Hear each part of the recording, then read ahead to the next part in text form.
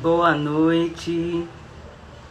Vamos começar aqui mais um encontro em narrativa provocada e convidada pelo Libertas.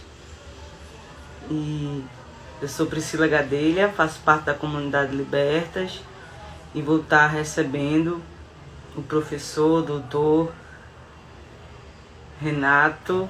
Deixa eu ver se ele já chegou por aqui. Já me falaram que ele estava por aqui. E aí a gente vai aguardar ele chegar para conversar sobre o amor. Renato Nogueira, que é doutor em filosofia pela Universidade Federal do Rio de Janeiro, mestre em filosofia e epistemologia da psicanálise pela Universidade Federal de São Carlos, professor associado do Departamento de Educação e Sociedade, do programa de pós-graduação em Graduação, Educação, Contextos Contemporâneos e Demandas Populares, pesquisador do Laboratório de Estudos Afro-Brasileiros e Indígenas, e eu vou estar convidando ele a chegar aqui já já. Ele não apareceu aqui ainda para mim. Se chegar, por favor, professor, sinalize que eu lhe faça aqui subir. Vou continuar aqui apresentando o currículo, já estou encantada, né? E o professor Renato Nogueira é ensaísta e, dentre outras obras, vale destacar o Ensino de Filosofia, a Lei 10.639, e Por que Amamos, o que os mitos e a filosofia têm a dizer sobre o amor.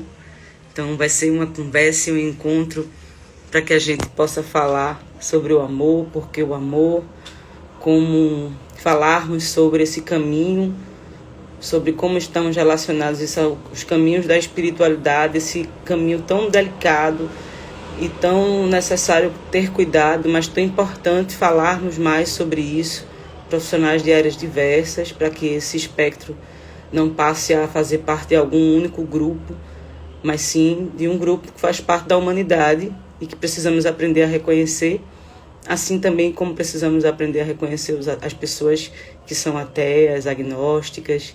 Então, é um encontro para a gente renovar, aprender lugares que a gente nem sabe,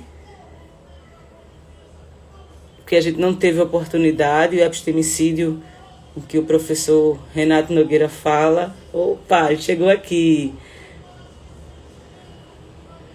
Agora eu estou já vendo.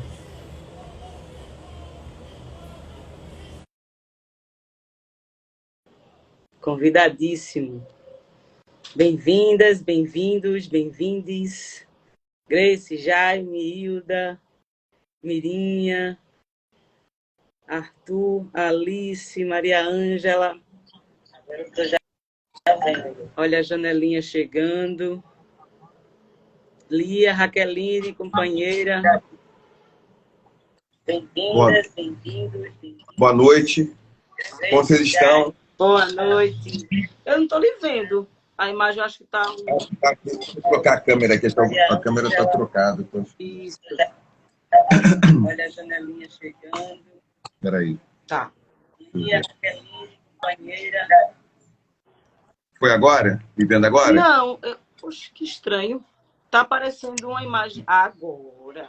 Agora sim. Vou apertar aqui luz. Você acerta aqui. Melhor a posição. Boa noite, professor. Boa noite, como vai? Deixa eu ver se melhora aqui. Pegar melhor aqui para. Certo. Melhor aqui. De repente. Ficou mais perto aí da luz. Maravilha. Boa noite, como vai, querida? Boa Tudo bem? noite, tudo bem. Prazer. Para ver se está melhor. Assim. Ótimo. Maravilha. Como vai? Estou bem contente aqui agora. Já sou uma pessoa que lhe segue há um tempo, já venho lhe escutando, e é um prazer lhe receber aqui na comunidade Libertas. Essa conversa da gente hoje, para a gente falar sobre os caminhos do amor e como esses caminhos se envolvem dentro da construção de uma sociedade, do corpo, e como isso se envolve também nesse campo da espiritualidade. Mas queria também falar da alegria de toda a comunidade liberta, Jaime, Grace, que são nossos anfitriões e que nos formam há tanto tempo. Nós somos uma comunidade de psicologia corporal, majoritariamente, mas trabalhamos com muitas vertentes em muitos lugares. E sempre uma preocupação de como a gente ampliar o conhecimento, abrir para lugares que não foram permitidos a gente abrir. Já reconhecemos, por exemplo, nossa formação é muito eurocêntrica, muito estadunidense. Então, é importante com que a comunidade como um todo, né, da análise bioenergética, que é muita parte que a gente faz tá trabalhando, a parte do lugar do corpo, entenda que existem outras formas. E aí, seus estudos é um caminho para a gente aprender coisas que não nos foram permitidas. Então, queria te saudar aqui, já agradecer e convidar você a falar com a gente sobre o amor, sobre esse conhecimento. Boa noite, Priscila, Gadelha, todo mundo que está no Libertas aqui, obrigado pelo convite.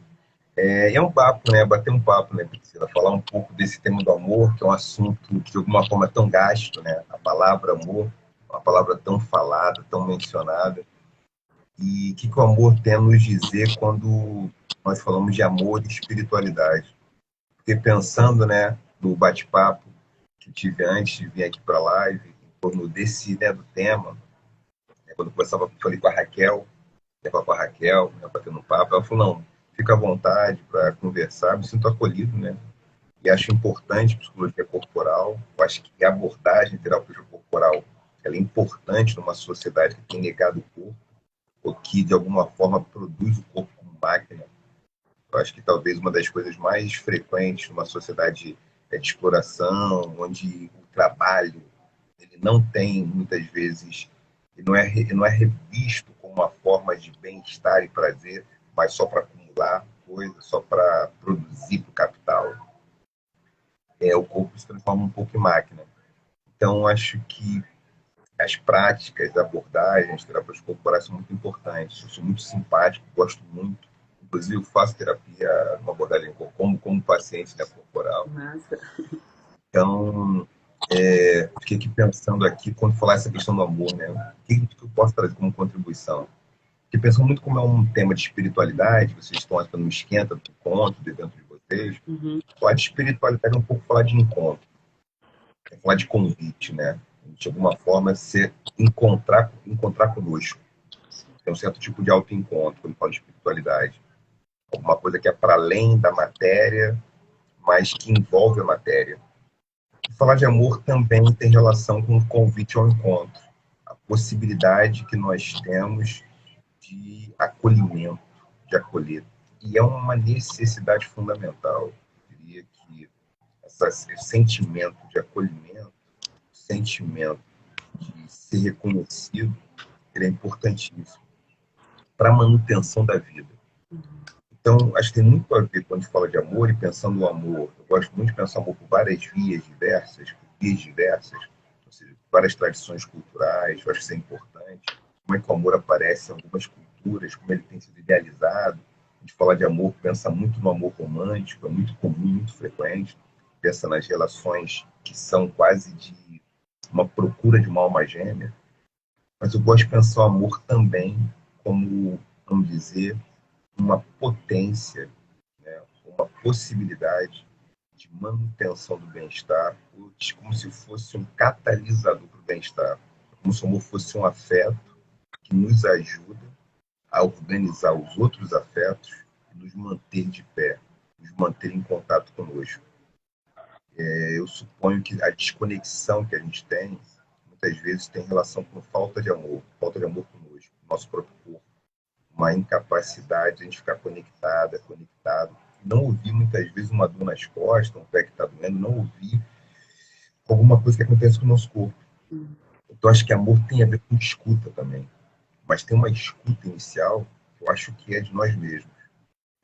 E essa escuta tem a ver com o tempo para a gente. Espiritualidade, tem várias formas de definir espiritualidade, definição de religiosidade, mas eu gosto de pensar a espiritualidade como uma dimensão da condição humana que tem relação com o reencontro conosco. Uma forma de ser encontrar e que a gente, nesse momento, eu falo em espiritualidade, a gente reencontra as nossas demandas, que não são apenas demandas estritamente materiais. Não se trata somente de comer, não se trata somente de possuir alguma coisa, mas se trata de encontrar um sentido. Espiritualidade me confere uma ideia de produção de sentido. Então, existe um sentido maior em relação à vida, em relação à nossa existência, com as nossas tarefas, quem nós somos, o que nós fazemos. E o amor, de alguma maneira, pode encaminhar para isso. O amor talvez seja, vamos dizer assim, um dos sentimentos prediletos, um dos sentimentos mais consagrados quando fala de espiritualidade, não é, Priscila? Quando a gente fala de espiritualidade, o amor aparece de alguma forma ou de outra. Porque talvez o amor seja um fio condutor, essa é uma hipótese, quando a gente fala de espiritual, um fio condutor para esse encontro conosco. Então, através do amor, mas o amor não é um sentimento que invalida, o que acaba com outros sentimentos, vários sentimentos coabitam conosco. Talvez o que o amor faça é diferente, é que ele pode, inclusive, cuidar da raiva, ele pode, inclusive, nos ajudar para que a gente não esqueça de quem nós somos. Talvez seja um pouco isso, de quem nós somos, a gente partiu, essa necessidade de contato com a gente. É um pouco isso. Eu quero mais conversar, Priscila, então, um pouco essa ideia, né, de a gente conversar, do que não é uma coisa de palestra com o PowerPoint, nada disso, é mais um bate-papo. E eu vejo questões que vocês têm também, angústias, coisas que têm a ver com o que eu tenho procurado estudar nos últimos tempos. Sim. Debruçar muito sobre o Milar, essas coisas. Uhum. Um pouco isso. Uma fala inicial a 5 minutos é suficiente para a gente pensar alguma coisa. Sim, sim. Mas a sua voz vai ajudar a gente amorosamente a ir seguindo e acompanhando o seu raciocínio, a forma de trazer à tona esse lugar do amor e da espiritualidade. Ela é muito reconfortante. Você vai falando, vai indo, é gostoso. Primeiro eu queria colocar isso. O chat está aqui, né? Subindo, indo e vindo. Não consigo ler. O problema é que ler só se eu ler no computador. Tem aqui no computador, consigo ler no computador. E aqui está muito perto, e a letra branca. Total. Fica. Mas aí eu queria. Eu vou aqui registrar perguntas, mas eu queria lhe falar, trazendo à tona, por exemplo, esse momento atual, onde a narrativa é mais forte, sempre está presente, mas ela está muito mais. E se questiona. O que mais presente? Só um pouquinho, só um segundinho. Tá. Baixa. Pronto, eu acho que estava um som. Talvez o som está um pouco picotado aqui, não sei se pode falar. Querido. Certo. Veja só. Estou ouvindo bem? Agora? Melhorou? Melhorou um pouco. Mas eu queria trazer, por exemplo, nesse momento em que a narrativa da guerra está novamente imposta, reafirmada, né, para todo o planeta de novo. E os tempos de guerra nunca acabam. Eles estão dando as formas, né, os nomes, os povos, mas eles têm uma continuidade, inclusive, para alguns povos. Como a gente manter o amor em meio a tanta dor? Onde por ver, agora há pouco estava ali o show do Emicida no Lollapalooza e ele estava com toda a multidão, né? Permita com que eu fale, não as minhas cicatrizes. E o quanto a música dele traz emoção e estava todo. Não a minha. Pergunta que eu falo, não as minhas cicatrizes, onde por vezes é apenas a dor que fala, né? E aí em meio a tanta dor parece que a dor está gritando mais alto.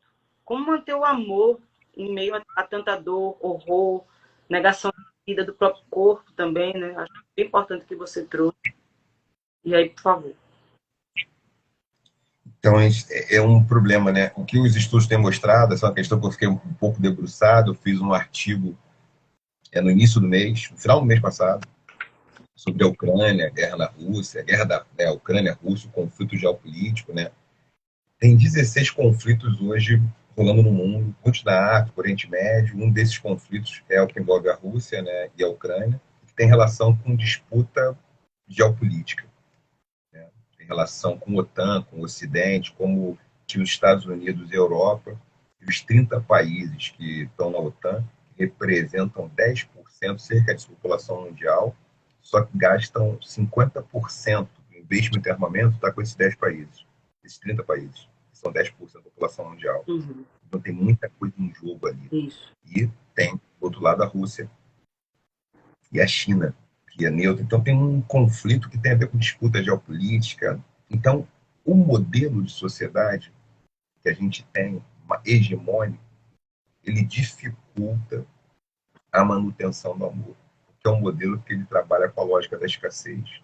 Então, como tem poucos territórios que são, vamos dizer assim, que têm commodities para manter a vida, que são potáveis para a vida, os mais fortes disputam esse território, mantêm o seu grupo e têm interesses estratégicos. Então, uma parafernália que vai fazer guerra, Uhum. vai ter guerra.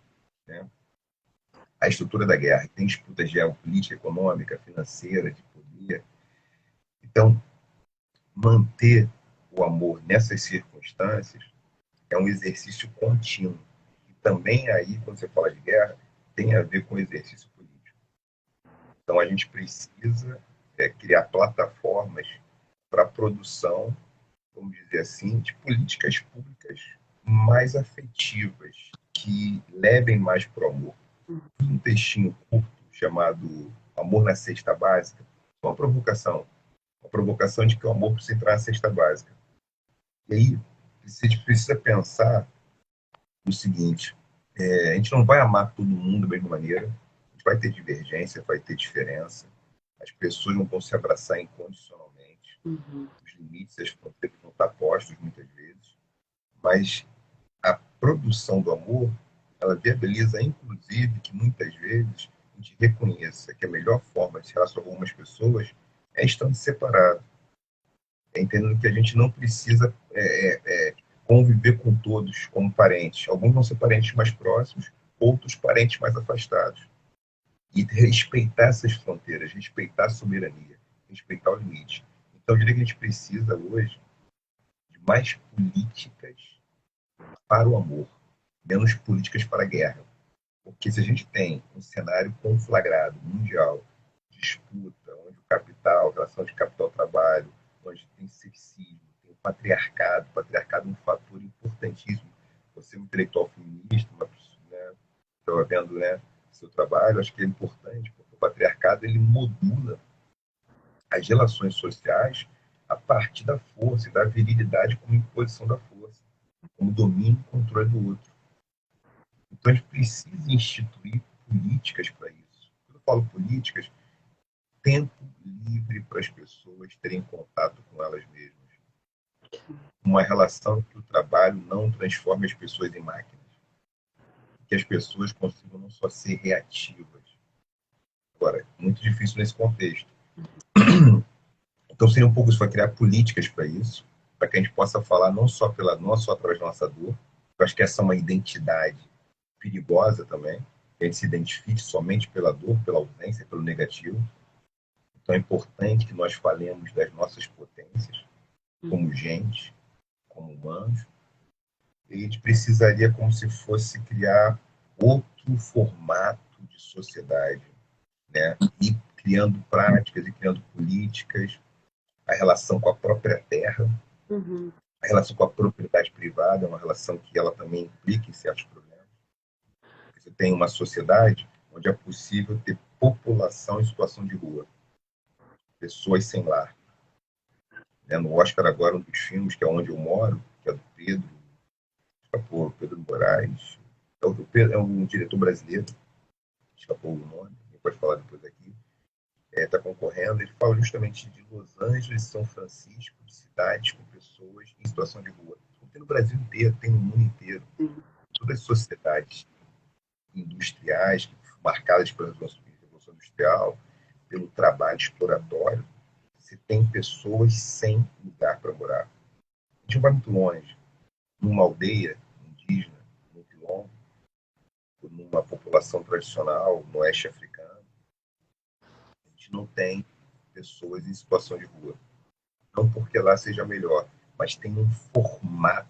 A cidade não foi construída em função da produção, do escoamento de distribuição de bens de consumo, produção, meios de produção, venda, bens de consumo, espaços dormitórios, fábricas, centros de produção.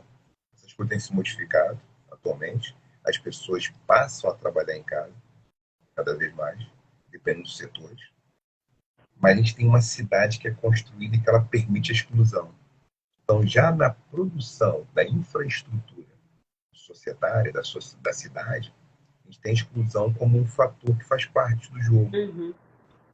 E aí o amor fica muito mais difícil porque as pessoas vão sendo desumanizadas à medida que elas são pessoas em situação de rua, à medida que tem desemprego, com falta de espaço. Então tem um vínculo muito forte, e aí é uma parte que torna o assunto mais denso ainda, né, esse bate-papo, em certa medida, mas a gente falar de amor, a gente falar de política, no final das contas. Porque o ódio tem mobilizado muito para fazer política. Inclusive, muitas vezes, travestido de amor. Porque a partir de um discurso que pode ser de amor, se promove o ódio a partir de uma necessidade de abater o inimigo. Então, tem um inimigo a ser abatido, tem um fantasma de vários tipos, tem que ser abatido. E aí, o ódio é aquilo que organiza, que une as pessoas em função de protestos, sabe? São coisas muito sérias, muito graves que a gente tem vivido. Então, isso é um fator. Sim. Quando você vai falando, assim, anotando aqui algumas perguntas, mas como convocar o amor do racismo? E aí uma das pessoas falou assim, de amor que você está falando? Como convocar o amor, ele falou? Do racismo. E aí eu incluo também aí nesse lugar, diante dessa contínua mistura de amor e ódio que está tendo, né? O discurso fala de amor, mas a prática é do ódio, da violência, e muitas vezes envolvido nesse campo da espiritualidade também. Mas vem acontecendo no nosso país agora, com as igrejas, enfim, e essa relação, né? Por vezes, inclusive, falar de amor fica num lugar quase que realista, fantasioso, como se não fosse uma coisa real, palpável, né? Fazer política a partir do amor é o que a gente está fazendo. E aí, de repente, quando a gente poder dar esse nome e afirmar e poder, inclusive, nomear esse outro lado, que faz essa política, que se consolida, enfim, que cria essa estrutura cada vez mais adoecida, perversa, e que nega a vida, né? Fala que a favor da vida, mas nega. Então, essas forças, elas ficam ali dialogando entre si. Então, por favor, como a gente convoca esse amor? Como finalzinho, como? Convoca. Convoca. Essa convocação é uma coisa... Porque como a gente talvez muito tem um medo e a insegurança, quando tem muito medo, muita insegurança, a gente, por conta do medo, pode delegar a nossa potência, a nossa capacidade de organização para que alguém nos organize. E aí um poder autoritário que nos proteja daquilo que nos amedronta. Então a convocação do amor passa por retirar o amor de uma trama, de uma fantasia, do amor incondicional. Talvez seja uma questão importante, o amor incondicional. Podemos amar tudo e todos da mesma maneira. Isso é um perigo. Porque à medida que a gente diz que quer amar tudo e todos da mesma maneira, tem uma tentativa também de colonização, de colonizar, de controlar aquilo que é muito diferente, que a gente quer amar desde que seja corrigido. Então vai ter frases do tipo, eu amo a pessoa, não o que ela faz. Então tem, né? Não o que ela faz. E para várias áreas, para vários campos, sexualidade. Então tem uma métrica de uma régua do que é a moral, que deve ser a forma de vida mais adequada. E a gente precisa compreender que talvez a gente não precise realmente abraçar todo mundo. Ou seja, os conflitos são naturais dos encontros. Agora, tem conflitos que não são mais entre adversários, são entre inimigos. Então, convocar o amor passa por uma capacidade, uma aceitação de que somos diferentes, os modos são diferentes de vida, culturas, povos, pessoas, que a gente vai ter que respeitar os limites, respeitar as fronteiras, estabelecer o mínimo possível de ruído na comunicação. Porque à medida que a gente vai se comunicando, que vai ocupando territórios próximos, a gente vai começando a ter conflitos de interesses. Né? Aí, imagina uma casa com 7 pessoas e um banheiro. E uma das pessoas tem que ir cedo para o trabalho, e outra também. E aí elas acordam num certo horário, um certo dia, uma das pessoas fica mais tempo no banheiro. Outra fala, preciso de ir no banheiro, tomar banho, me arrumar para ir para o trabalho. Outra pessoa também. Eu estou aqui, eu passei mal, eu preciso ficar mais tempo no banheiro.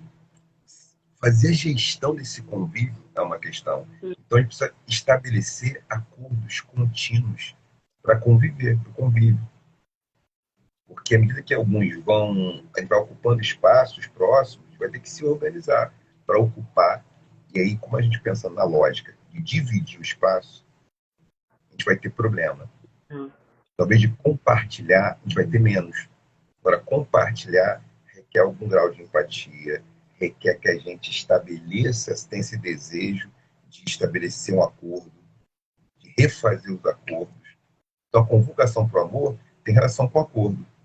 Agora, a gente vai ter que assumir também que não podemos fazer acordo com todos. Porque tem uma fantasia no amor que é assim, eu vou amar todo mundo, amar todos.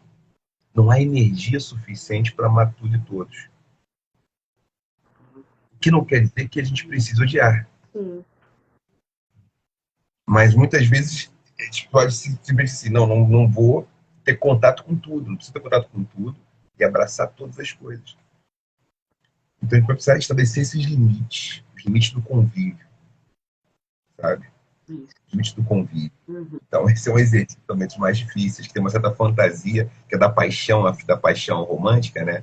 Que a gente quer se misturar com o outro, que passa depois de algum tempo, né? Depois do tempo se passa e vocês vão ter suas vidas independentes, vão fazer coisas juntos.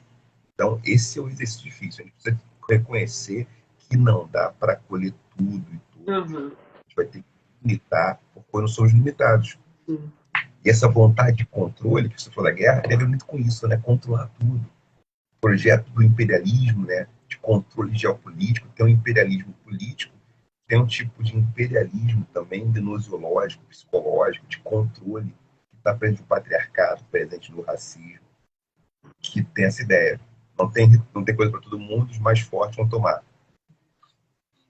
E essa lógica da dividir, guerrear, disputar, ela vai o tempo inteiro seres humanos contra seres humanos, e a gente, por vezes, não aprender a se reconhecer as diferenças.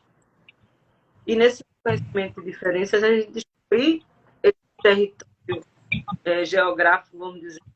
Jaime, eu dia desse lembrou de Milton Santos, que falava da geografia, né? E essa geografia nossa, de relações, de fronteiras, né? Quando eu chego na casa de alguém, quando eu acesso o corpo de alguém, quando eu estou junto de alguém, esse lugar precisa ser criado, né?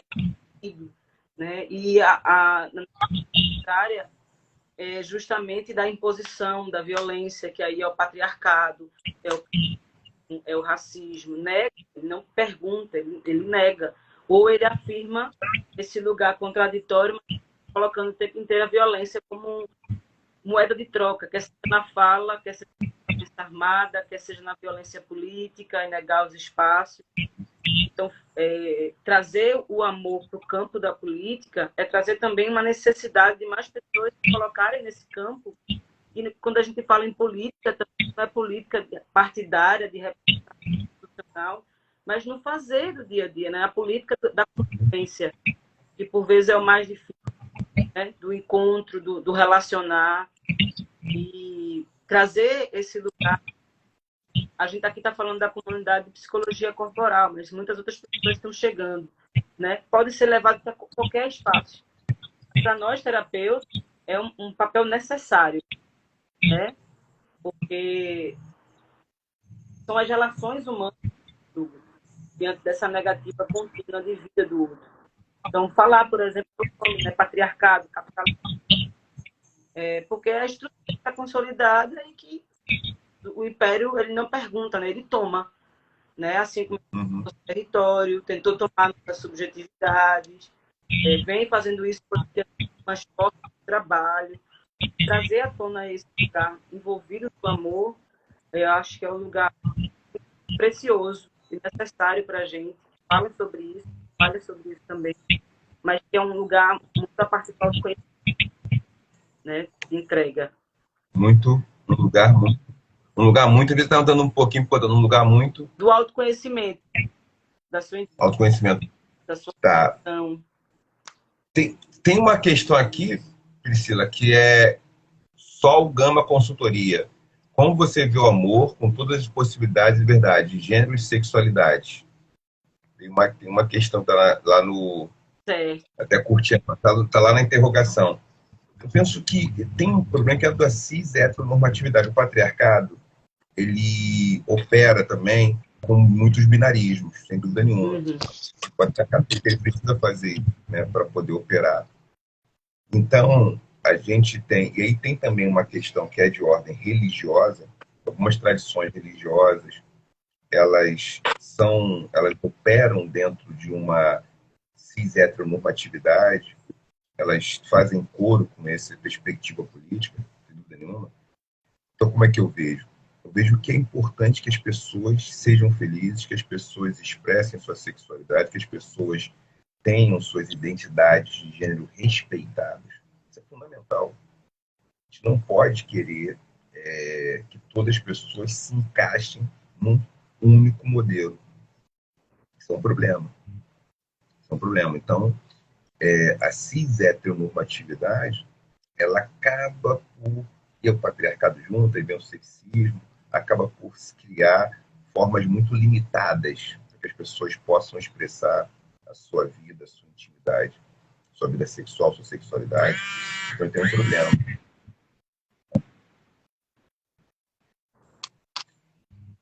Eu acho que esse é o problema. Veio um somzinho aqui, alguma coisa aqui de chamada, de sinal, que eu nem sei se eu estava ligado. Então acho que esse é um problema. Então, assim, eu vejo foi o Gama, né, consultoria, eu vejo como importante que a gente garanta os direitos que as pessoas têm a expressar o amor. Todas as pessoas. E aí existe um privilégio cis hétero para a expressão do amor publicamente, né? No campo da conjugalidade, no campo dos relacionamentos afetivos, sabe? Marcelo Tadeu falou, não acredito em pavão. Não entendi. Não entendi também. Pode falar de novo, Marcelo? Marcelo Tadeu.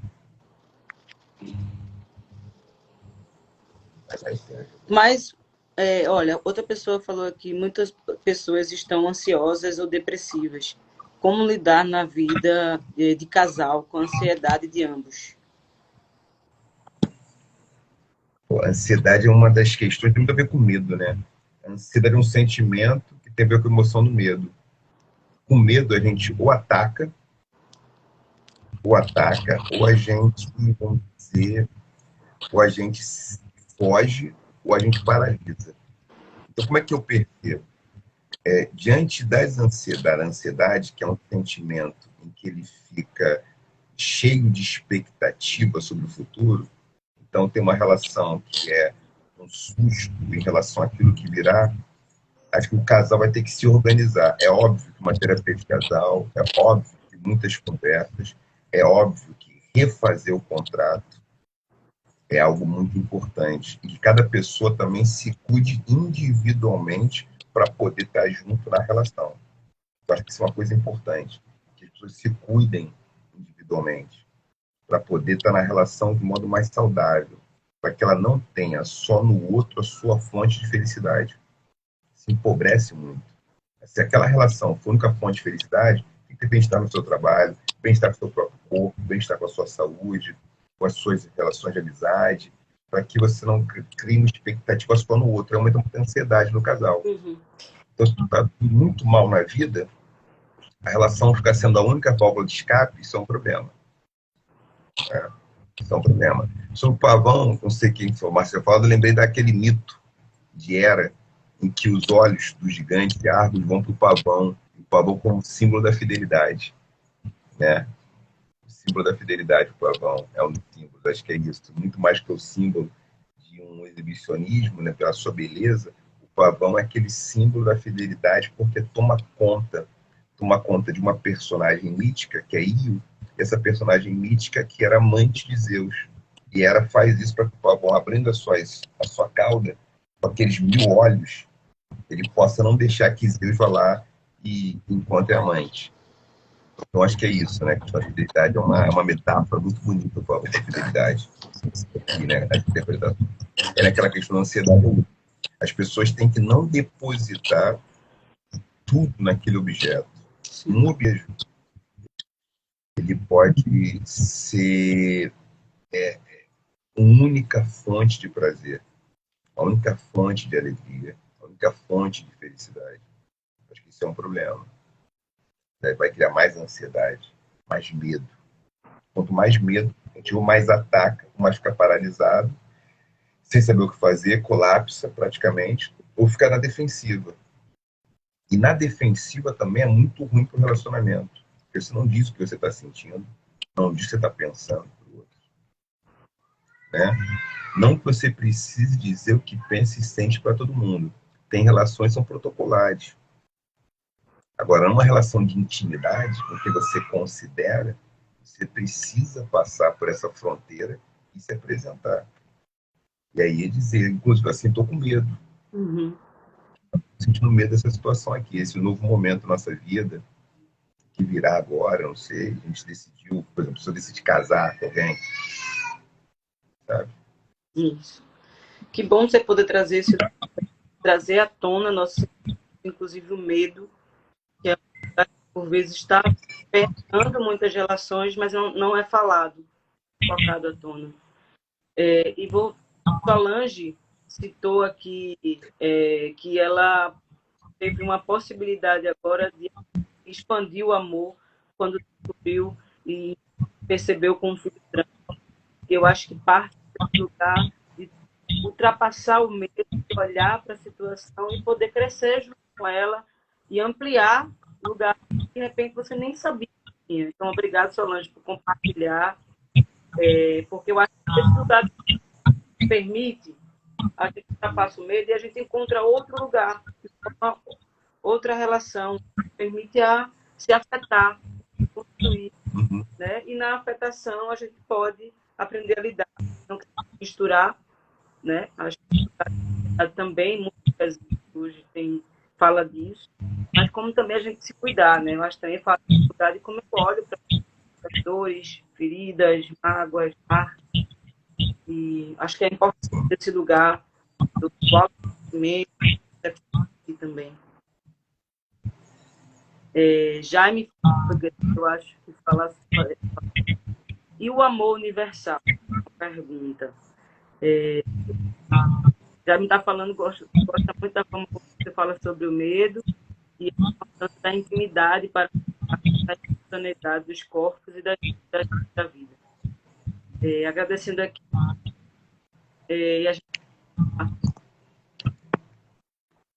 Por favor. O amor universal e sobre... Foi o amor universal praticamente, né? Em um comentário, não é isso? Isso. O amor universal, essa é uma questão. Acho que a gente tem uma potência para o amor universal. Uma potência... Eu não estou entendendo o amor universal como sendo talvez essa nossa capacidade, essa nossa espontaneidade para o amor. Para lidar com isso. Acho que tem uma potência, só que eu acho que a gente tem limites também. Acho que isso é uma coisa importante. Então, eu quero muito pontuar que a nossa capacidade de amar, ela também tem limite. Significa que a gente não possa amar, mas a partir dos encontros, a gente vai meio que naturalmente numa turma, né? Você fica numa sala de aula, daqui a pouco você vai se aproximando de algumas pessoas, mais de uma, mais de outras. Não quer dizer que goste, não que desgoste de alguém, mas você vai criando afinidade. Então, eu vejo o amor universal, ou esse amor propalado, com essa capacidade de amar a tudo e todos, como também fruto de uma certa fantasia, que ela entra em choque com a realidade. O que não quer dizer que nós não possamos amar a vida, principalmente, a nós mesmos, algumas pessoas, o mundo em geral, e ter um amor em potência, uma gratidão diante da vida. Acho que sempre a gratidão tem muito a ver com a espiritualidade, a gratidão, para que a gente possa cuidar das pessoas. Mas vamos supor, muitas vezes, uma pessoa faz uma campanha para cuidar de um grupo, de uma população, de um povo, de uma comunidade que está, por exemplo, de repente, a 750 mil quilômetros, 700 mil quilômetros de distância de você, em outro continente. Aí você, muitas vezes, pode se engajar num projeto próximo ao seu bairro, que tem pessoas que estão ali. Você pode fazer alguma coisa por aquelas pessoas. Então, acho que a gente produz esse amor universal a partir de uma realização no particular, no cotidiano, das relações que estão dadas, estão ali colocadas para a gente. A gente pode se relacionar, a gente pode fazer alguma coisa. Então, muitas vezes, melhor do que pensar no atacado, a gente tem que atuar no varejo. Atuar no nosso varejo que é possível. Você pode, muitas vezes, visitar sua mãe, visitar sua avó de 80 anos e dar um abraço nela, sabe? Porque, sabe, isso pode ser fundamental. E nem sempre é fácil fazer isso. Então, a gente fazer com a proximidade, sabe, poder conciliar e reconhecendo que muitas vezes vão ter limites, vão ter mágoas que você estabeleceu nos seus conflitos amorosos com o pai, com a mãe, com o irmão, com alguém, que você vai ter que trabalhar isso ao longo do tempo. E muitas vezes, talvez leve uma vida inteira para você conseguir voltar a abraçar aquela pessoa da sua família, sabe? Porque teve um conflito. Então, acho que falar de um universal é sempre um risco de um descolamento de uma realidade e de turbinar uma fantasia. Uma fantasia que tem pouca materialidade. Sim. Eu acho que bate com o que você falou logo no começo, sobre o amor tem condições, né? Esse lugar do amor ser real, permite tudo, pode ficar nessa fantasia junto com o universal, que a gente pode fazer, mas fica associada pela prática e formas. Né? Vou trazer aqui duas questões. Você falou sobre realização e romantização do amor. Qual é o conceito do amor real? Essa é uma questão. E uma outra do amor, do amor real. Qual seria o conceito? E uma outra o lugar do amor, nos espaços organizacionais, empresas, se mistura muitas vezes com outras palavras, né? É um grupo amoroso, mas por vezes na. Tá, vamos lá. Se faltou alguma questão, depois a gente vê mais uma questão que tenha faltado, né? Tá. Vamos ver se faltou alguma questão. Como é que foi o amor real? Muitas vezes tem um... Eu estava vendo alguns comerciais, tem um comercial indiano. Eu estava outro dia, né? Vi um comercial até depois de uma live, de um Tade Guru, que estava comentando algumas coisas de um comercial. Como eu gosto muito de comerciais, eu via muito comercial muito tempo atrás, tem tempo que eu não vejo tanto, mas eu vi muitos comerciais, os concursos comercial. Tem um comercial indiano que é sobre um chiclete, um babalu. E aí tem um gato, e ele pega o chiclete, ele dá o chiclete para a imagem dele no espelho. A imagem vai lá e não consegue comer, fica espalhado no espelho. Ele vai lá, abre o babalu, o chiclete tem uma goma, né, interna, né, uma essência, lá, ele vai lá e bota o espelho, não consegue comer, fica escorrendo no espelho. Daqui a pouco ele olha para um lado, olha para o outro, pega ele mesmo, toma, e ele vai lá e saboreia, e se alimenta daquilo.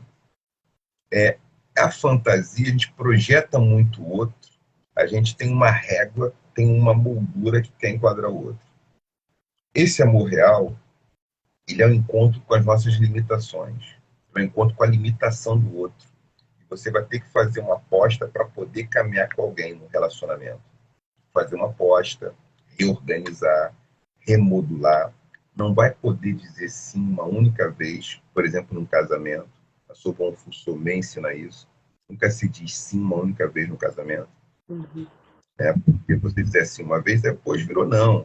Você tem que casar novamente com a mesma pessoa. nesse caso. O mortal é compreender a dinâmica da vida, que as pessoas vão se modificando ao longo do caminho, vão agregando coisas, abandonando outras, e elas têm que se ajustando. Então, eu não posso ficar vivendo com a fantasia ou com aquilo que o outro foi, por exemplo, a pessoa numa relação de 20 anos, há 20 anos atrás. A troca as pessoas se modifiquem. A troca tem que fazer um novo acordo. Então, o amor real ele está sempre numa dinâmica, esse, entre aspas, real. Tá? Uhum. Tinha também a privação do amor para a população negra, alguém falou, né? Acho que tinha essa também. Não tinha? Isso, tem essa pergunta sobre a privação do amor para o povo negro, e uma outra é sobre o termo narcisista e a possibilidade ou impossibilidade de amor e de amar, que tem se falado tanto nas redes, como quando se traz esse termo. O narcisismo poderia ser visto como um sintoma dos tempos atuais e da sociedade ocidental? A gente pensar, vou começar pelo narcisismo, a gente pensar o narcisismo aí como importante a nossa formação, é uma etapa do nosso amadurecimento, né? A gente é uma forma de a gente cuidar da gente, a gente se reconhecer, mas tem o narcisismo patológico. A gente, né, vai pensar que é quando a gente tem uma dificuldade realmente de amar o que não somos nós mesmos. Então, talvez o conceito de narcisismo que está na psicanálise, que é usado em tantas outras teorias, que tem usado até sido usado na política, né, também, a gente pode pensar que ele instala uma impossibilidade de olhar o outro e de olhar também o limite do narcisista, que não é capaz de só amar a si mesmo, que precisa sair de si para se jogar no encontro com o outro. Eu tenho uma dificuldade de fazer isso. Que talvez seja muito referente, aí tem várias teorias, a gente poderia pensar. Agora, tem a ver com essa dificuldade, não diria que é impossível amar, mas uma dificuldade. Porque a gente joga o amor numa conta quase de uma imaterialidade. Então, acho que a espiritualidade, e com a espiritualidade, se eu falei tanto de espiritualidade, eu acho que é importante, que é justamente isso, que é a gente se encontrar com as coisas também como elas são. Vai ter esse encontro com as coisas como elas são. É a privação da população negra? Sim, tem um déficit de afeto, de amor, numa sociedade racista, porque, pensando na psicologia corporal, quer dizer, é um corpo desejado, é um corpo fetichizado, é um corpo que tem uma localização do seu desejo, é um corpo que não é um corpo do acolhimento. Então, isso está presente, a gente vai ter que trabalhar muito para isso, para romper com isso, para romper com esse déficit afetivo que o racismo produz. Então, esse é um trabalho contínuo. Agora, a gente for pensar com o Fanon, a população branca também tem um problema, ela tem um pacto narcísico com ela mesma, mas tem um problema porque ela também, ao desumanizar o outro, ela tem se desumanizado. Uhum. E entra num processo também de neurose crônica, doentia, que impede ela de alguma forma, se abrir para a sua própria humanidade.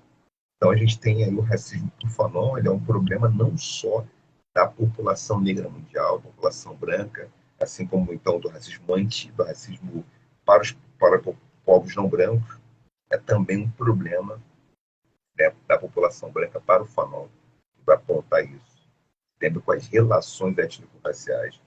Então a gente tem esse desafio, é um desafio tremendo. Mais alguma? Tem mais uma pergunta, mas aí que aí vai se encaminhando. Garanto tempo de hora.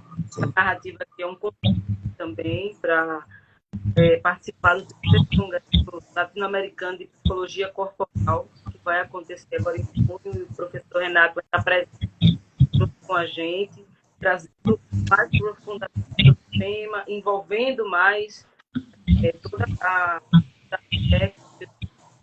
respostas a ter lugar do amor como prática, como fazer isso diário. E aí você foi falando agora a questão do amor para ser negra, e uma pessoa perguntou qual o papel da raiva no amor. Raiva raiva é um sentimento é uma emoção, né? A gente pensa com a neurociência, a raiva é uma das emoções fundamentais, né? Em termos de neurociência, eu misturo um pouco tudo muitas vezes, Priscila. Eu vou, né? Não tenho muito problema, muitos pudores às vezes. E acho que às vezes algumas teorias vão dando algumas saídas para a gente poder localizar com ajudante a algumas abordagens. Então, o que é a raiva? É uma emoção. O que é emoção? Emoção é um programa de ações, é um estímulo externo e esse estímulo produz uma reação, né? Então, medo, raiva, tristeza, alegria, nojo, surpresa são emoções, a gente responde a alguma coisa. Eu avalio a raiva, a partir de algumas leituras de neurociência e tal, como uma emoção que nos ajuda a dar o limite do suportável. Então, a raiva ela diz, ó, isso aqui eu não suporto mais, não quero mais, isso aqui é o meu limite. O outro me invadiu um território que que não posso compartilhar agora e estou com raiva disso. Porque o outro disse que eu não posso alguma coisa, que eu quero poder, muitas vezes. Então vai ter raiva, e é um limite, vou colocar esse é um limite, que pode, inclusive, a raiva, quando a gente reconhece a nossa raiva, a gente não engole seco aquilo e coloca para o outro uma fronteira. Ó, aqui tem uma fronteira que agora não dá para você passar. Eu não quero que você passe. Eu não suporto que você passe por essa fronteira. Que você ultrapasse esse lugar. Então você pontua para o outro. Então a raiva é muito importante.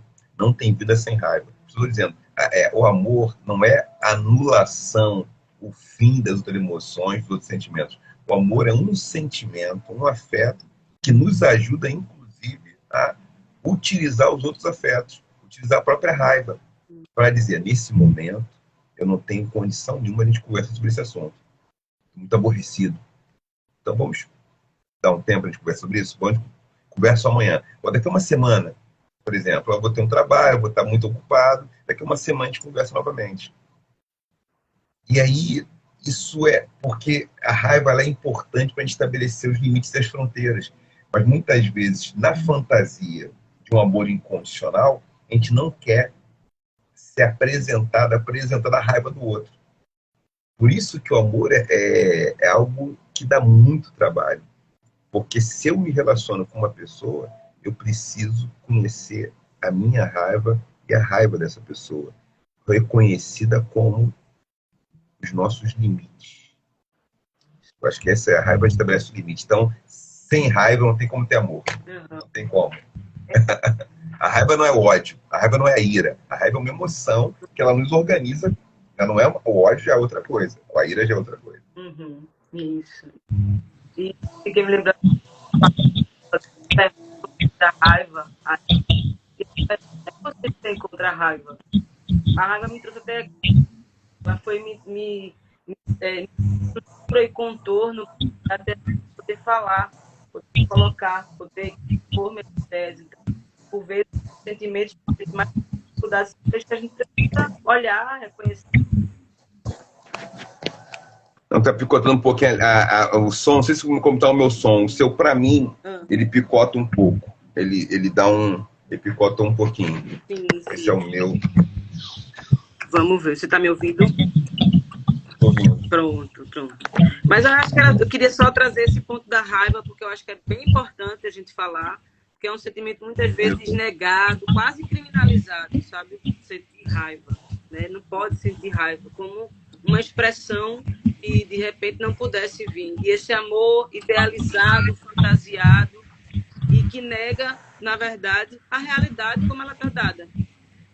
Sim. Né? Então, eu acho que é esse o lugar aqui. Vou lhe convidar para a gente ir caminhando para as considerações finais, o que é que você gostaria de poder trazer para o grupo. A gente não vai conseguir fazer todas as perguntas que estão saindo, mas convido para o congresso, que vai ter em junho. Inscrições estão abertas, inclusive para trabalhos também, práticas com a psicologia corporal. E aí, por favor, Renato, pode falar das suas considerações. Tem uma coisa, lembrei aqui do Nego Bispo, né? É um mestre na minha vida, na minha trajetória, uma pessoa que me ensina muito. Outro dia, agora ele esteve no Rio, eu fiquei de visitar lá o Quilombo e tudo, né?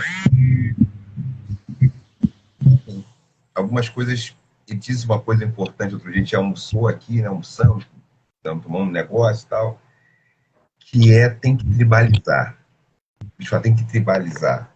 Ou seja, a gente tem que... Essa ideia de expansão e colocar tudo sob uma só bandeira cria um risco, porque para colocar tudo numa só bandeira, o que teve com esse imperialismo, né, ocupar e tornar um território sob uma única ordem, é um problema. Então ele fala, vamos ter que tribalizar. Fazer muitos quilombos. Muitas aldeias, são muitos quilombos, muitas aldeias. E a gente vai transitando. Ou seja, por que razão? Porque a raiva é a possibilidade desse limite. E esse limite é, talvez, a possibilidade do próprio amor. Ou seja, não tem amor sem raiva. Essa é uma questão importante. Porque a gente precisa, e aí não ver a raiva como atuação do ódio, atuação do desejo de eliminar, ou de machucar, ou de ferir o outro. Mas é um limite colocado para a gente manter nossa homeostase, manter nosso equilíbrio. A homeostase é fundamental, manter o equilíbrio, senão o corpo fica em tensão. Então, dizer, poxa, eu não tenho, isso é um sinal de alerta. Sem esse sinal de alerta, a gente não consegue amar, porque a gente acolhe mais do que pode acolher, ou a gente recusa, ou a gente fica sem receber o que precisa receber. Né? Ou a gente repudia coisas que precisava repudiar, tinha que trazer. Então a gente fica numa situação de confusão. Isso colapsa o corpo. Então, para amar, raiva, estabelecer limite, não querer abraçar tudo, saber que tem algumas relações que elas vão chegar no limite, não vão ser da mesma forma que elas foram, outras vão ser maravilhosas, vão deixar de ser, outras foram terríveis, podem ficar melhores. Então vai ter que reconhecer esses acontecimentos e dizer o que a gente pode e o que a gente não pode. Né? Colocar limite é uma coisa importante. Colocar limite. A raiva ajuda a fazer isso. Eu vejo a raiva como um sinal de alerta, colocar limite. Pá, caramba, não dá mais. Parar por aqui. Hora disso. Então seria isso. E chamar para o Congresso. Vai ser um prazer estar lá, bater um papo. Eu tenho feito algumas oficinas há algum tempo, e eu vou conversar com vocês depois sobre isso também. Tenho procurado botar em Fortaleza na próxima semana, estou fazendo até um trabalho um pouco, né, de corpo aí, né, tentando aprimorar isso um pouco, aprendendo, esse aprendizado, e vou estar lá para aprender também, para trocar, então vai ser um prazer estar aí no convite aí, do Dia Corporal. Eu acho fundamental para a gente poder, para mim é uma honra. E vamos estar juntos. Ai, que estaremos juntos. Isso. Obrigado. O congresso é para todas as pessoas, né? Já ressaltando aqui, estamos pensando que é só para psicologia, não. Para todas as pessoas que queiram participar e enraizar no pulsar da vida, né? O tema do congresso é esse, enraizamento para o pulsar da vida. Nós queremos continuar caminhando e pulsando vida e fazermos isso, poder fazer isso em coletivo, com novos aprendizados, em rede, em comunidade, é a nossa forma, desde sempre. Então, convido todo mundo a chegar na rede do Liberta, na página do Congresso, e já a gente se encontra, professor Renato. Todo mundo aqui agradecendo, parabenizando, contente, emocionados, as pessoas. Obrigado. Eu deixo o meu Instagram, que é Nogueira Oficial, Nogueira sem o I. E também estou lá no canal do Nogueira, que é no YouTube. E aí, quem quiser seguir aí, Renato Nogueira, no Instagram, vocês vão lá, Nogueira, sem o I, _ oficial. Quem quiser ir lá, dar um alô, tá? Obrigado demais, querido. Ah, maravilha. Indico todo mundo aí e acompanhar, que tem muito vídeo bom, muitas narrativas, entrevistas também. Então, um presente, viu, gente? Então, boa noite, agradeço demais sua presença aqui, a toda a comunidade, todas as pessoas presentes, e sigamos na construção dessa sociedade, dessa política amorosa de vida, tá? E até o Congresso. Até o Congresso. Tchauzinho, boa noite. Tchau, tchau. Tchau.